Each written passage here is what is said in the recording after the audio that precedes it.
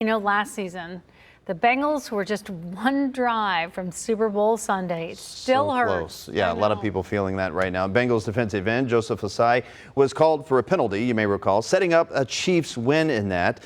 And Ossai sat down with sports anchor Marshall Kramsky in an exclusive interview sharing how there's more to his story than just one play. You've made a name for yourself as a Cincinnati Bengal, but when you think of home, where do you think of?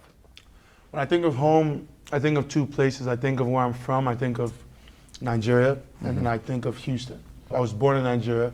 What do you remember about the early part of your life out there? Very free-spirited. You would come home from school, throw your backpack on the ground, and go outside, and the whole neighborhood was outside playing soccer, where it was a community almost. But it was still, you know, there were still the worries of a third world country, and luckily my mom worked hard enough. We did decent, so we didn't have to go through all of that. But it was a roller coaster. What was your house and home life like in Nigeria? It was just my mom, because my dad was in the United Kingdom trying to make some money and send back to us. Why did your family decide to move to the U.S.? Crazy story. My mom hates gambling, so she's always been like that. Her friends were going out and they told her, "Hey, come on, let's go play the Visa lottery." So she ended up playing, and then she won. Like 2 or 3 months later, she got a call saying she had won. She thought it was a prank at first, but they were like, "No, you won like 8 green cards." At that moment, the only idea I had of America was from Home Alone. so I thought, when I'm moving to Houston, of all places, I'm ready to see snow, huge buildings, you know what I mean? If your mom wasn't even thinking about going for the green card lottery, Yeah. Why was it such a no-brainer that, oh, you won, let's move? Because it's America, dude.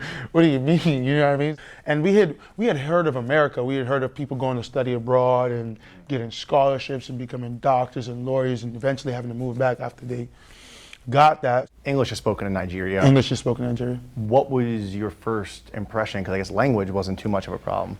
You would think so, but you won't be able to tell now, but it slips out sometimes. But the accent of mine was very thick. Growing up, you know, kids, whatever they don't understand, they make fun of. Being an immigrant coming from across the world. Oh yeah.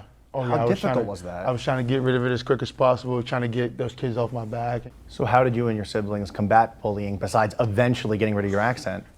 I don't know if I should say this because I'm not promoting any violence. One of those bullies, I remember his name, redhead kid, Alex. Huge guy. And back there when we were all small and tiny and skinny, we finally stood up to him on the bus and we told him to shut up. He was chasing us, me and two of my younger brothers. Just chased us to the door. The door was locked, we couldn't get in. So I was like, all right, man, let's do it. So we turned around and we beat him up. So that was kind of the last day we got bullied, to be honest. As an immigrant, you tread lightly because, you know, you're always in there thinking, oh man, any slip up and I could be sent back, or I'm not really from here, so I shouldn't step on toes.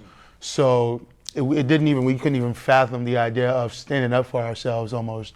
After that, we were like, okay, we don't have to keep taking this stuff from people, especially when I have 2 of my brothers with me, my older sister with me. We're a pretty strong group. We can stand up for ourselves. So ever since that day, it was great.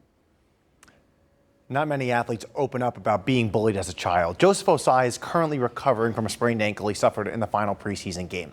Our conversation with Ossai will continue over the next couple of days. He shares moments of vulnerability, including his road to redemption after the AFC Championship loss. I know you really like him. You say what a great guy he is. I'm looking forward to seeing this entire series. Thanks so much, Marshall.